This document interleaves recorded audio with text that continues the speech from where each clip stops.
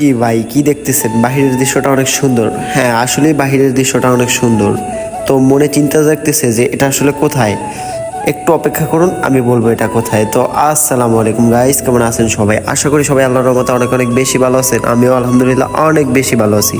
তো গাইস, আপনারা ভিডিওতে যে জায়গাটা দেখতে পাচ্ছেন এটা হচ্ছে শ্রীমঙ্গলে যাওয়ার রাস্তা। আমি ট্রেন থেকে ভিডিও ফুটেজগুলো নিয়েছি। ভাই সুবহানাল্লাহ সুবহানাল্লাহ, ভাই শ্রীমঙ্গলের রাস্তা এত সুন্দর, তাহলে শ্রীমঙ্গল কতটা সুন্দর হতে পারে আপনারা একবার কল্পনা করে দেখুন। যদিও শ্রীমঙ্গলে যাওয়ার সময়ের যে রাস্তার ভিউগুলো আপনারা দেখতে পাচ্ছেন এগুলো শ্রীমঙ্গলের ভিতরেই পড়েছে, কিন্তু ভাই যাওয়ার সময় যদি এরকম ভিউ থাকে তাহলে আসল পর্যটক স্পটে যাওয়ার পরে কিরকম দেখবো। সুবহানাল্লাহ সুবহানাল্লাহ। শ্রীমঙ্গলের একটা গাছও সুন্দর, শ্রীমঙ্গলের একটা লতাও সুন্দর।